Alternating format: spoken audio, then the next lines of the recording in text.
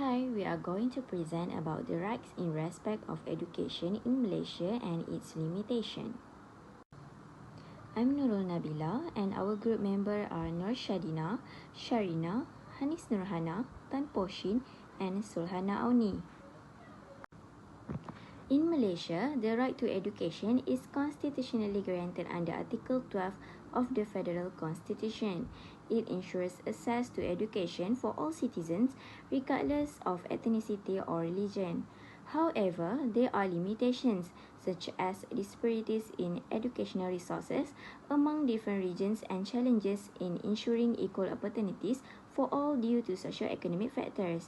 Additionally, certain restrictions may exist in the interest of national security or public order. Hi everyone, my name is Poshin. Today I'm going to share with you all the first limitation right in respect of education in Malaysia. I chose for the National Accreditation Board Act 1996. This act is lack of transparency and accountability in accreditation process. Critics may argue that the National Accreditation Board Act 1996 is lack of the transparency in how it evaluates and accredits the higher education institution. This could mean that the criteria for accreditation's decision-making process and the outcome of the evaluations are not sufficiently open to public scrutiny.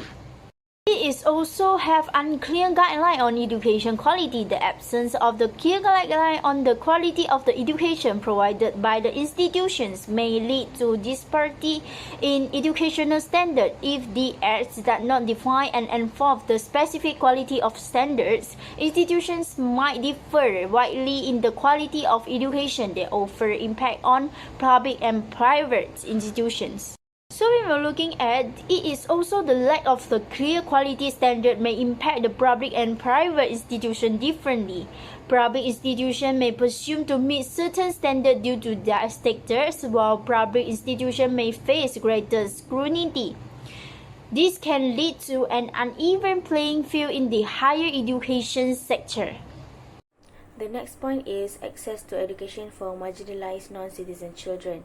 In the context of education in Malaysia, marginalized groups could include ethnic minorities, indigenous communities, individuals with disabilities, or those from lower socioeconomic backgrounds. Marginalized non-citizen children in Malaysia face barriers to accessing formal education at public schools, despite education being recognized as a fundamental human right. The Education Act 1996 and reservation in the Convention of the Rights of the Child have omitted non-citizen children from the nation's commitments towards universal education, placing them at high risk of education exclusion. So addressing the needs and challenges faced by these groups is essential for promoting inclusivity and ensuring that educational opportunities are accessible to all members of society.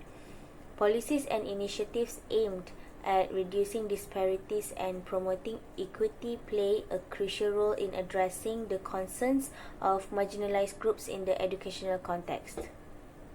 For the third limitation under the Educational Act 1996, the first one is the Act does not provide clear instructions for private educational institutions to comply with the Act and all regulations that is issued under it.